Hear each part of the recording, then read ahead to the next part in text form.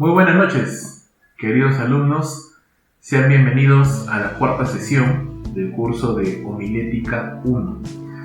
En estas primeras sesiones estamos tratando de poner los fundamentos, no solamente acerca de la predicación expositiva, pero vamos a entrar a una sección muy importante acerca del carácter del predicador.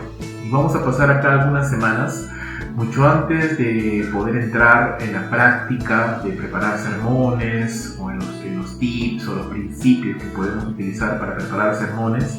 Queremos, hermanos, hacer mucho énfasis en el carácter del predicador. ¿Por qué razón? Déjame que te muestre un fragmento del libro Discurso a mis estudiantes del conocido príncipe de los predicadores, Charles Spurgeon. Dice este hombre: todo obrero sabe cuán necesario le es conservar su herramienta en buen estado, porque si los instrumentos se embotasen y no los amolase, tendrían que emplear más fuerza. Si al obrero se le gastara el filo de su azuela, sabe que se vería obligado a redoblar su esfuerzo, so pena de que su obra saldría mal ejecutada. Miguel Ángel, el predilecto en las artes bellas, las bellas artes, comprendía tan bien el importante papel que desempeñaban los útiles que usaba, que hacía él mismo con sus propias manos sus brochas y pinceles, ejemplificándonos de este modo al Dios de la gracia, que con especial cuidado se adapta para sí mismo a todo ministro verdadero. Es verdad que el Señor puede trabajar sin el auxilio de instrumento alguno, conforme lo verifica, a veces valiéndose de predicadores indoctos para la salvación y la conversión de las almas. Y también lo es que puede obrar aún sin agentes, como lo hace cuando salva hombres sin ninguna clase de predicadores, aplicando la palabra directamente por medio de su Espíritu Santo. Pero no podemos considerar los actos soberanos y absolutos de Dios como regla para normar los nuestros. Dicho sea de paso, yo le recomiendo, voy a colocarlo ahí en la plataforma, este libro, Discurso a mis estudiantes. Lo recomiendo que lo lea, hermano. Es un tremendo libro. Es antiguo, del siglo XIX, pero realmente es tan relevante para el día de hoy. Sobre todo, hermanos, porque hoy, con la proliferación de la tecnología y la proliferación de la posibilidad de poder hacer llegar un mensaje hablado o escrito a muchas personas, muchos hombres, incluso mujeres, se han autoproclamado predicadores de la palabra de Dios, se han arrogado para sí mismos el título de pastores, reverendos y muchas otras cosas más, y hablan abiertamente en el nombre de Dios, sin tener presente que para que un buen predicador lo sea, se necesita, hermanos, no solamente preparación académica, teológica, de lo que aún así muchos adolecen, sino también se necesita un testimonio sólido, un carácter probado, y se necesita tiempo. No un predicador, un buen predicador, hermanos, no nace de la noche a la mañana, se forma, se forja. Dios va tratando con la vida de ese hombre. Usted lo puede ver en un ejemplo perfecto en el apóstol Pablo. Pablo no llegó a ser apóstol de la noche a la mañana, pasaron por lo menos 13 años para que ese hombre pudiera ser formado y tratado por Dios para llegar a ser el docto predicador del Evangelio y apóstol que escribía las cartas que él tuvo la dicha y el privilegio de escribir. Hermanos, nunca vamos a hacer demasiado énfasis en el carácter del predicador. Conocemos muchísimos casos de hombres que podían tener una buena oratoria, que podían tener carisma para poder comunicar un mensaje, una buena apariencia, una buena presentación, pero que sin embargo cayeron en pecados groseros y perdieron no solamente sus ministerios, sino que echaron por tierra todo lo que ellos habían hablado y arrastraron tras de sí a muchas personas que confiaban en sus palabras. El carácter del predicador es importantísimo. Y si yo le puedo aconsejar algo, mi amado hermano, estoy pensando en un servicio de la iglesia. Mi amado hermano, si yo le puedo aconsejar algo, es lo siguiente. Antes de usted empezar a practicar y a prepararse para hacer sermones, primero, que esos sermones afecten su vida, que esos sermones transformen su corazón, que esos sermones hagan que su corazón se derrame delante del Señor con un deseo de obedecerle, con un deseo de amarle, con un deseo de servirle. Porque hermanos, te digo una cosa, muchas veces pensamos equivocadamente que el principal ministerio del pastor, del predicador, es predicar.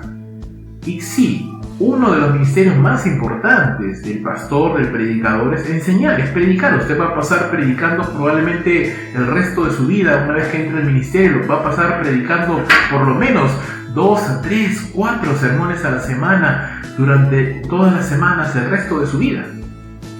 Es cierto, es una labor muy importante, pero no es la única. Usted va a tener que aconsejar, usted va a tener que visitar, usted va a tener que relacionarse con hermanos, usted va a tener que atender al caído, consolar al que está desanimado, enfrentarse y enseñarle con mansedumbre y paciencia y amor a aquel que se rebela.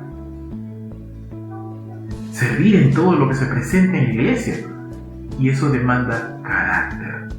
Hermanos, a veces uno puede sentirse confundido, sentirse enamorado del brillo, del glamour, de estar parado en un púlpito y predicar y que la gente nos escuche y digan qué tremenda prédica y que podamos ser conocidos por las redes sociales o que nuestro nombre los citen y podemos enamorarnos de ese brillo, de ese glamour, pero eso no es sino una pequeña fracción. Nadie te dice, nadie te cuenta de las horas que usted tiene que pasar entre libros, de las horas que usted tiene que pasar frente a la computadora, intentando hilar pensamientos, orando, rogando, frustrado a veces porque no sabes qué predicar o no sabes por dónde empezar, frustrado porque a veces tú te sientas a escribir un sermón y te sientes vacío por dentro, cansado, porque vienes de semanas de arduo trabajo en el ministerio y no puedes descansar porque el ministerio te demanda esfuerzo. Nadie te dice que muchas veces tienes que preparar tus sermones de madrugada, de amanecida. ¿Cuántas veces, hermanos, hemos tenido he tenido incluso que grabar y borrar mis grabaciones y grabar 3, 4, 5 veces porque a la mitad de la grabación me quedo dormido de lo cansado que estoy? Nadie te dice, hermanos, nadie le dice a usted que usted tiene que preparar un sermón con dolor en el corazón porque acaba de disciplinar a un hermano hace horas antes. Nadie le dice que usted preferiría estar con su esposa, con sus hijos, o ir de paseo a un lugar, o está cargado y preocupado con las necesidades económicas de la iglesia, con sus propias necesidades en el lugar, pero aún así usted tiene que animar a otros, aun cuando usted mismo está pasando por un momento de desánimo. Entonces, hermanos, para ser un predicador no solamente se necesita predicar bien, se necesita ser un hombre que tenga fuerza emocional, espiritual, paciencia y muchas otras cosas más que vamos a ver en esta noche. Mira lo que dice la palabra del Señor en 1 de Timoteo, capítulo 4, versículo 12. No permitas que nadie menosprecie tu juventud, antes bien sé ejemplo de los creyentes, en palabra, conducta, amor, fe, pureza. Entre tanto que llego, ocúpate de la lectura de las Escrituras, la exhortación y la enseñanza. No descuides el don espiritual que está en ti, que te fue conferido por medio de la profecía, con imposición de mano del presbiterio. Reflexiona sobre todas esas cosas, dedícate a ellas, para que tu aprovechamiento sea evidente a todos. Ten cuidado de ti mismo y de la enseñanza, persevera en estas cosas, porque haciéndolo, asegurarás la salvación, tanto para ti mismo como para los que te escuchan. Para un predicador y para un pastor, usted tiene que constantemente recurrir a 1 y 2 de Timoteo. Constantemente, a Tito también, cartas pastorales. Y leerlas una y otra vez. Y estas palabras, hermanos, resuenan en mis oídos siempre. Ten cuidado de ti mismo. Ten cuidado de ti mismo y de lo que enseñas. ten cuidado de desasociar lo que enseñas con lo que eres, es decir, enseñar una cosa y hacer otra. Ten cuidado de lo que enseñas, ten cuidado del orgullo, ten cuidado de pensar que porque sabes un poco más que la congregación, eres mejor que la congregación. Ten cuidado de pensar que porque tú eres el que está a la cabeza, nadie tiene por qué pedirte cuentas. Ten cuidado de pensar que porque manejas con soltura la palabra de Dios, te puedes tomar licencias y Dios te puede perdonar algunos pecadillos. Ten cuidado de ti mismo. Mantente ocupado, mantén la mente ocupada en la palabra de Dios, mantén la mente sumergida en las Escrituras, mantén tu corazón cuidado. Este texto nos muestra cómo un buen ministro debe de ser. Y no voy a hacer todo un sermón, pero ahí ya te estoy dejando un pequeño bosquejo de este texto, ¿verdad? Un plus. Ya aprenderemos, en su momento aprenderemos. Estoy seguro que muchos de ustedes dirán, ya pastor, ¿cuándo vamos a entrar a practicar? Ya quiero preparar sermones. Espera. Como decían por ahí, pasa tu corazón. Tranquilo. Ya vamos a llegar a ese punto. Pero primero vamos a hacer énfasis en lo que es importante.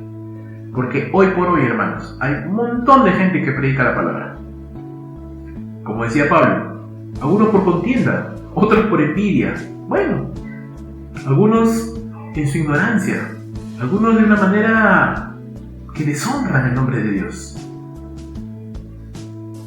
Pero vamos a ver aquí en 1 Timoteo 4, 12 en adelante, cómo un buen ministro tiene que ser.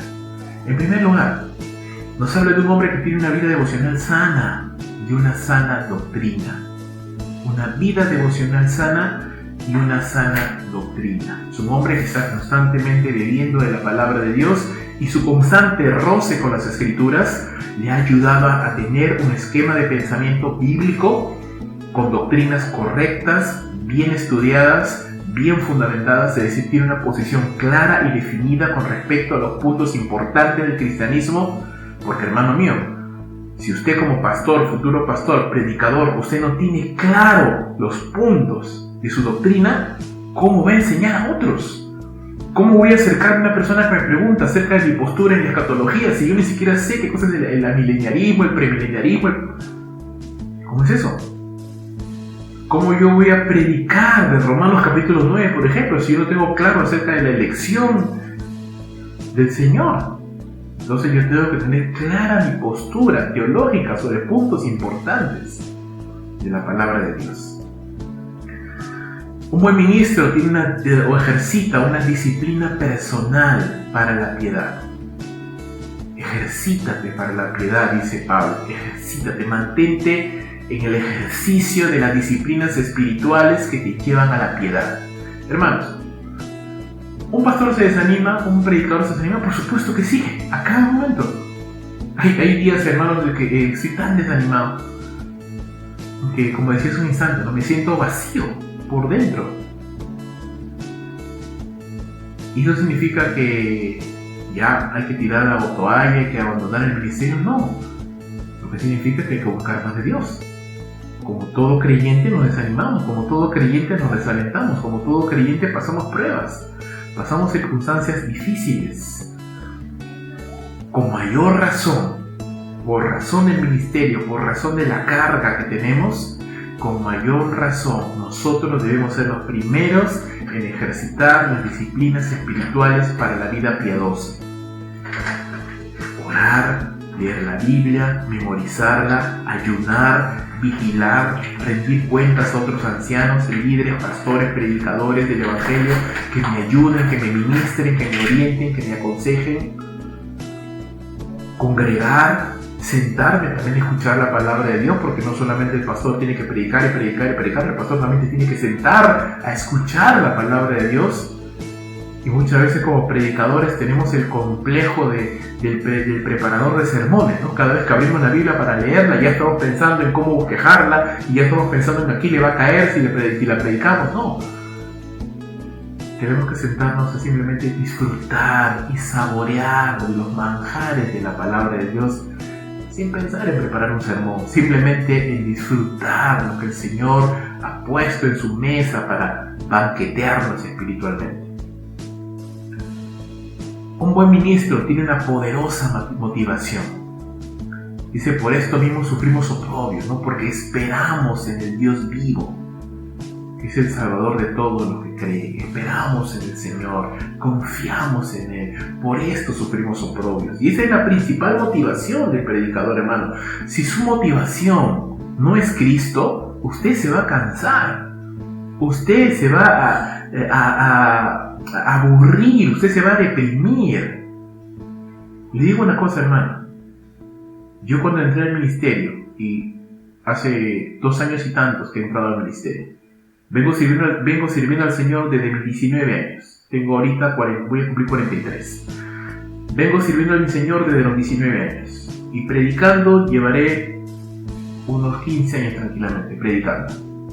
Bien o no, no creo que tan bien, pero ahí algo aprendí. Pero en el ministerio a tiempo completo tengo 2 años y medio aproximadamente. Y estos 2 años y medio, hermanos, he encanecido y he envejecido como no tienes idea. El ministerio es difícil. El ministerio, mi pastor me decía, el ministerio, Rubén, es ingrato. Es hermoso, es precioso el ministerio, pero es ingrato. Yo no lo entendía en ese momento. Yo decía entre mí, este pastor que está hablando. Pero cuando entré al ministerio, hermanos, y te das cuenta que una cosa es predicar cuando te piden que prediques o una vez a la semana, pero no tienes la carga de una iglesia, no tienes la carga de la responsabilidad. Es otra cosa, cuando ya tú eres pastor, predicador constante de la palabra, tienes que aconsejar, visitar, ministrar, ser ejemplo. Velar por tu hogar, velar por la iglesia, velar por los hermanos, estar detrás de los que se rebelan, de los que se desaniman, de los que no quieren cambiar, de los que incluso se oponen. Es otra cosa muy diferente, hermano, muy diferente. Y ahora entiendo, porque muchos tiran la toalla, porque muchos abandonan el ministerio, porque muchos no llegan ni siquiera a los 5 años de ministerio y abandonan, porque el ministerio añade una presión muy grande sobre tu propia vida, sobre tu matrimonio, sobre tus hijos, sobre tus finanzas, sobre tu paz, sobre tu físico. Con eso no estoy intentando desanimarte. O tal vez sí, o tal vez sí. Tal vez hacerte pensar, ¿cuál es tu motivación para el ministerio? ¿Quieres el aplauso personal? ¿Quieres ser reconocido, sentirte importante, sentirte que has hecho algo, has logrado algo en tu vida? Esa no es la motivación para entrar al ministerio, hermano. Esa no es la motivación para entrar al ministerio. La motivación para entrar al ministerio, lo dice Pablo, por esto mismo sufrimos oprobios, porque esperamos en el Dios viviente, el cual es el Salvador de todos los hombres, especialmente de los que creen. Usted espere en el Señor cuando encuentra pruebas en el ministerio, espera en el Señor cuando las cosas no salen como usted quiere, espera aún en el Señor.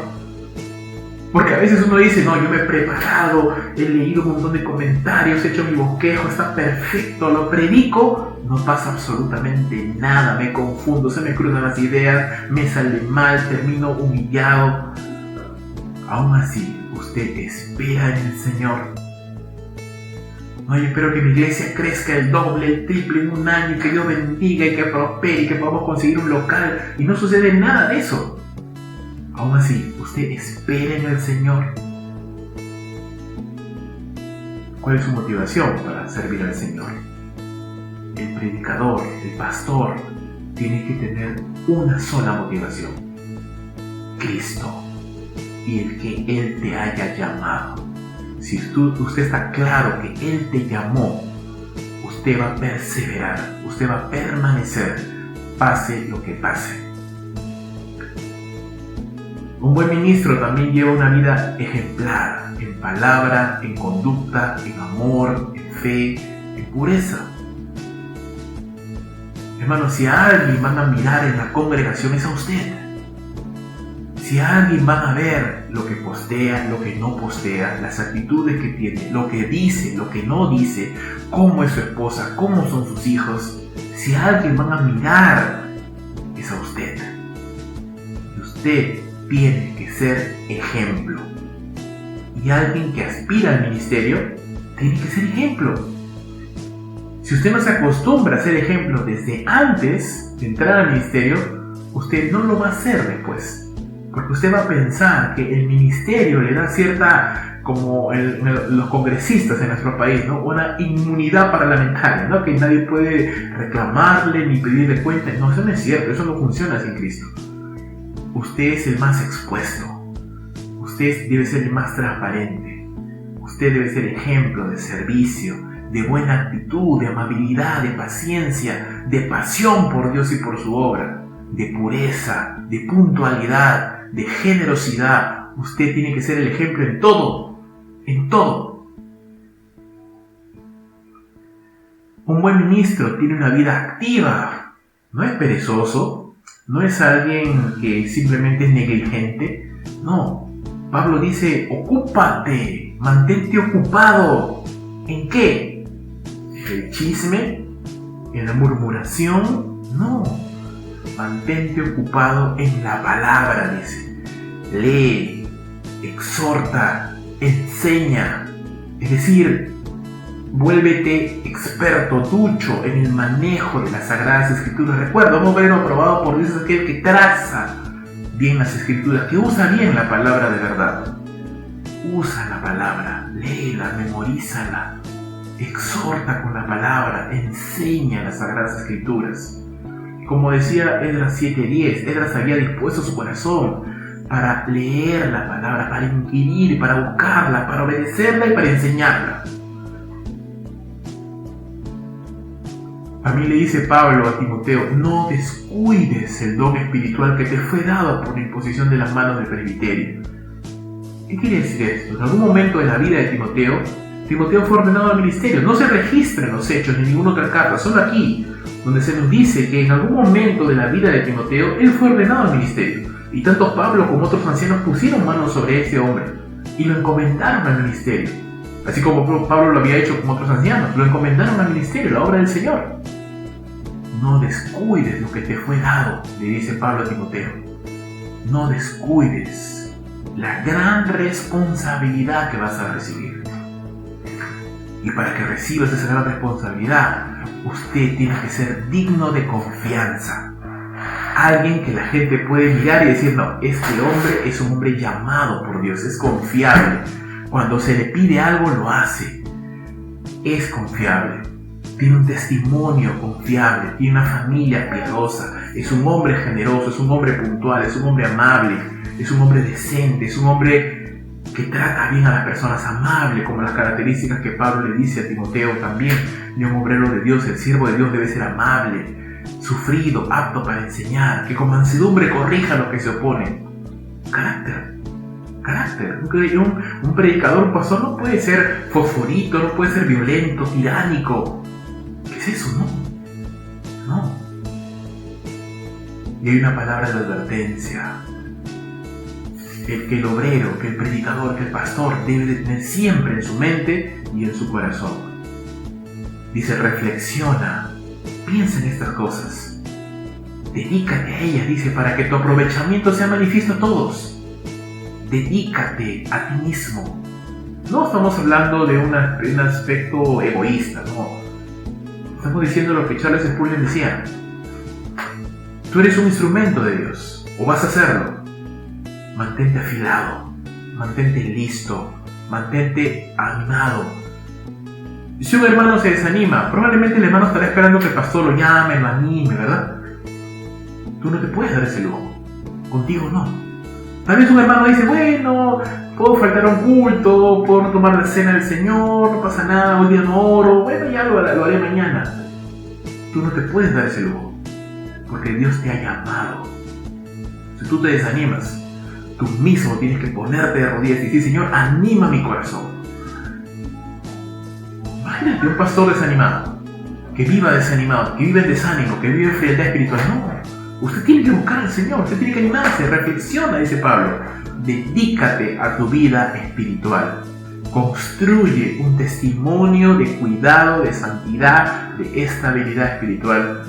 Ten cuidado de ti mismo. hermano, tenga cuidado de sí mismo. Todos tenemos luchas y cada uno de nosotros, cada predicador, cada pastor tiene áreas débiles en su vida. Tú las conoces y si no las conoces, deberías conocerlas. Ten cuidado, porque no solo tú las conoces, Dios las conoce y Satanás también. Y Satanás sabe dónde atacarte. Y si logra destruirte, y si logra derribarte, no solamente arruinará tu ministerio, sino también traerá abajo a muchos hermanos que te ven, que confían en ti y que se apoyan de alguna manera en tu ministerio. Ten cuidado de ti mismo, ten cuidado de lo que enseñas, ten cuidado de que no solamente pases por los cursos del seminario para aprobar y ya está. Aprende, adquiérelo, porque te vas a dedicar a esto toda tu vida. Esto va a ser tu vida. Si te aburre la teología, si te aburre leer libros, hermano, usted está en otro lado. Dije, abandona el ministerio automáticamente, abandona el seminario, vaya a otra cosa, porque a esto te vas a dedicar toda tu vida. A leer comentarios, a leer la Biblia, a esto te vas a dedicar toda tu vida. Entonces tiene que ser más vale que sea tu pasión, porque si esto no es tu pasión, usted está en el lugar equivocado. Ten cuidado de ti mismo, ten cuidado de lo que enseñas, ten cuidado de ser un aprendiz fiel de las Sagradas Escrituras para ser un maestro fiel de las Sagradas Escrituras. 1 Corintios 9:24. ¿No sabéis que los que corren en el estadio, todos en verdad corren, pero solo uno obtiene el premio? Corred de tal manera que lo ganéis. Y todo el que compite en los juegos se abstiene de todo. Ellos lo hacen, dice Pablo, para recibir una corona corruptible, que se deteriora, pero nosotros una incorruptible. Por lo tanto, yo de esta manera corro, no corro sin tener meta, de esta manera peleo, no como dando golpes al aire, sino que golpeo mi cuerpo y lo hago mi esclavo, no sea que habiendo predicado a otros, yo mismo sea descalificado. ¿El predicador tiene que cuidarse? Sí, por supuesto que sí. La vida cristiana y sobre todo el ministerio, hermanos, se compara a una justa atlética, a una competición atlética, donde se requiere entrenamiento, se requiere disciplina, se requiere esfuerzo, hay una carrera, hay una meta y hay una recompensa. Hay una manera legítima de competir. Hay muchos competidores que lo hacen usando sustancias tóxicas, usando sustancias que les fortalezcan y hagan que rindan más en la competencia. Pero son maneras ilegítimas. Usted puede también competir de manera ilegítima. Usted puede preparar sermones copiando sermones de otros. Usted puede simplemente tomar retazos de varios comentarios, armar algo que suene más o menos inteligente y listo, lo predico. Usted puede simplemente predicar sin orar. Usted puede simplemente hacer la obra de Dios en su propia carne. Esa es una manera ilegítima de competir. Segundo Timoteo 2:5 también habla acerca de esto. El que lucha de todo se abstiene. ¿No? Hay una manera legítima de hacer las cosas como Dios manda. Hay una recompensa perdurable, la que Dios le da a todos aquellos que predicamos su palabra, que le servimos, según lo que hayamos hecho en esta vida. Todas nuestras obras, dice la palabra, serán probadas por fuego, y el fuego la probará. Y allí se sabrá si realmente lo que hicimos, lo hicimos en nuestra carne o lo hicimos en el poder de Dios, de acuerdo a la obra de Dios y como a Él le agradaba. ¿Qué tengo que hacer entonces? Enfocarme, ser disciplinado. Pablo dice: yo corro, pero con un orden. Yo lucho, pero me golpeo a mí mismo. Yo soy mi propio enemigo, me golpeo a mí mismo. Me pongo en servidumbre, me pongo en esclavitud. Yo no dejo que mi corazón vaya galopando como un caballo sin jinete. Yo no dejo que mi mente vuele por donde ella quiere y se mete en los recovecos del pecado. No, yo disciplino mi mente, disciplino mi cuerpo, disciplino mi alma. Cuando se aburre y quiere hacer su voluntad y no quiere orar, no, yo lo disciplino y le digo: no, tú tienes que orar porque Dios te llamó a hacer esto toda tu vida. Si usted no es capaz de hacer eso, usted todavía no puede predicar. Si usted no es capaz de disciplinarse a sí mismo, si usted no es capaz de golpear su cuerpo a sí mismo y decirle: ¿sabes qué? Hoy te amaneces porque tienes que hacer tareas, o porque tienes que preparar un sermón, o porque tienes que hacer esto, y mañana te levantas y tienes que predicar, y tienes que visitar, y tienes que enseñar, y al día siguiente tienes que seguir en el ministerio, y así por 3, 4, 5 días, y tal vez al sexto descansarás un poco. Si usted no es capaz de hacer eso, usted todavía no está listo para el ministerio. Usted tiene que ser capaz de disciplinarse de esa manera.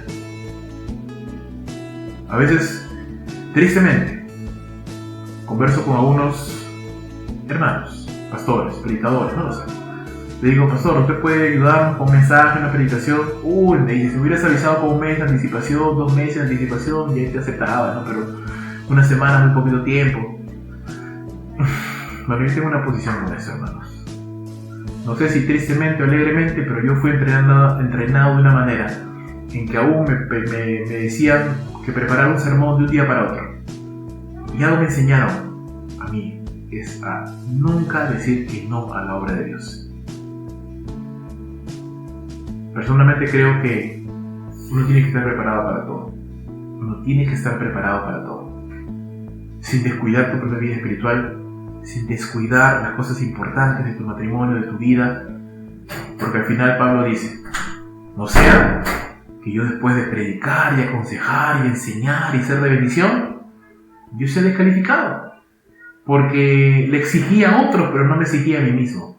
Exhortaba a otros, pero no me exhortaba a mí mismo. Aconsejaba a otros, aconsejaba matrimonio cuando mi propio matrimonio estaba en crisis. Le hablaba a otros y exhortaba para levantar el ánimo de otros cuando yo mismo me estaba hundiendo en el pecado. Como dice el viejo y conocido refrán, en casa del herrero, cuchillo de palo, ¿verdad? A veces es así. En casa del herrero, cuchillo de palo. Y a veces, teniendo tanto la palabra en nuestra mente, en nuestro corazón, lo usamos perfectamente para enseñar a otros, menos a nosotros mismos. Y el Señor Jesús le dijo algo parecido a los fariseos: médico, cúrate a ti mismo, en primer lugar.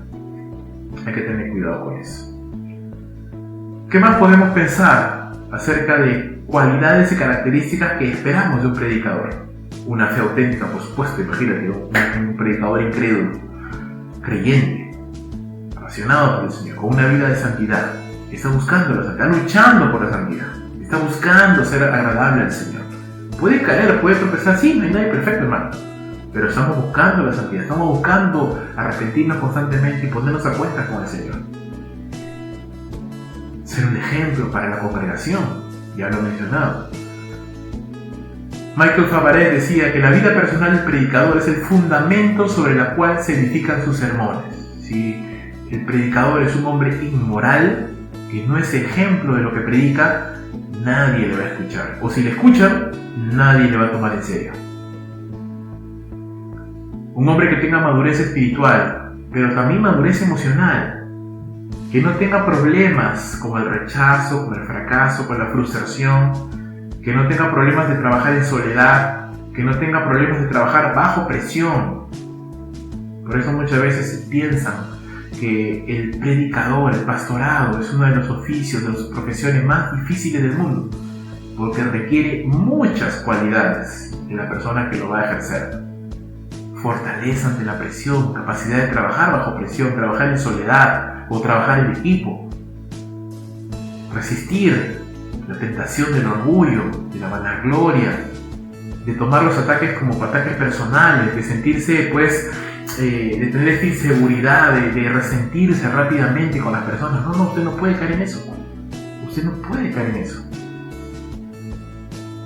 Y tristemente te digo, hermano, hay personas que saben predicar muy bien, pero son inmaduros emocionalmente. No saben relacionarse con las personas, no saben tratar con las personas, tienen muchos problemas con las personas porque no saben relacionarse con ellas. Obviamente una vida matrimonial ejemplar, porque si no puedo gobernar mi propio hogar, no puedo gobernar la iglesia del Señor.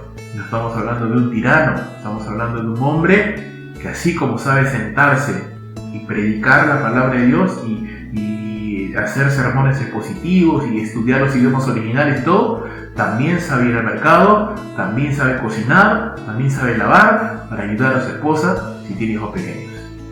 Y le digo, mis hermanos, sin sentirme menos ni avergonzado por ello, yo voy al mercado, yo cocino, ayudo a mi esposa, cambio pañales.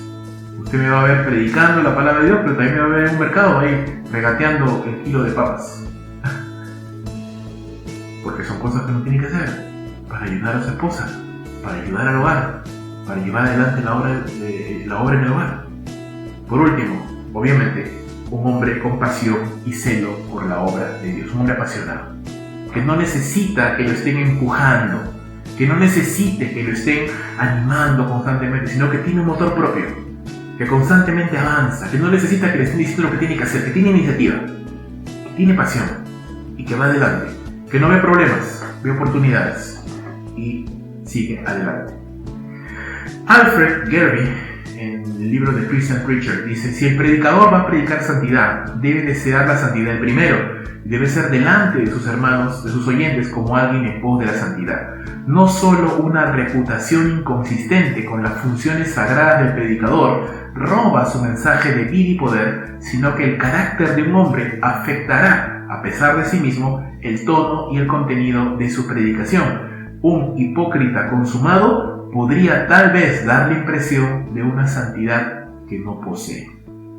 Dicen por ahí que el mensaje, a pesar de que es cierto, se hace poco creíble por culpa del mensajero, porque el mensajero no lo es, no es creíble. Entonces, ¿qué esperamos? Y a modo de finalizar ya, ¿qué esperamos como competencia de un predicador? Pues una vida de servicio y de buen testimonio, un carácter probado ante la congregación, es decir, un hombre que ha sabido servir en todas las áreas de la iglesia y la iglesia lo ha visto, lo conoce, puede dar testimonio, puede dar fe de que ese hombre realmente es un siervo de Dios, que no tiene problemas para predicar, tampoco tiene problemas para lavar un baño, tampoco tiene problemas para trabajar con niños, tampoco tiene problemas para hacer lo que sea. Un siervo real del Señor. Un aprendizaje constante de la palabra, un hombre que constantemente está aprendiendo sabiduría y discernimiento para la vida diaria, es decir, no solamente un ratón de biblioteca, una persona que solo conoce aquí, pero que no la aplica en su vida. No, queremos una persona que conoce la palabra, pero que también la sabe aplicar a la vida diaria y que sabe aconsejar prácticamente con la palabra.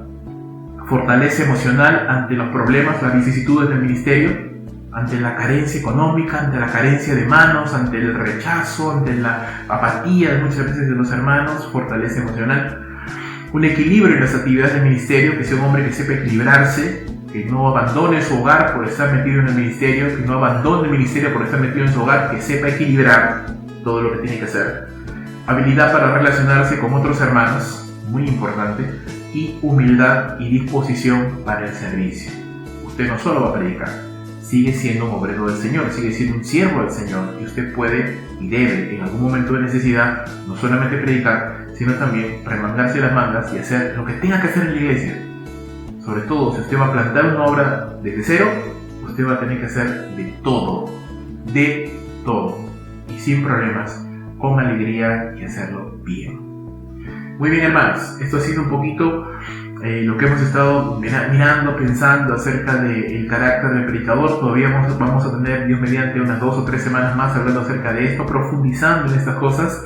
Entonces yo espero realmente que sea de bendición, de ánimo para nuestras vidas y que pues nos anime, nos fortalezca en el llamado que Dios nos ha dado. Recuerda, Dios llama no solamente a predicar, Dios llama a siervos suyos, a hijos suyos, que una de las cosas que van a hacer es predicar, pero sobre todo somos hijos de Dios y siervos del Señor. Que Dios me lo bendiga mucho, hermanos. Vean por favor las actividades de esta semana y nos vemos en la próxima. Chao, chao.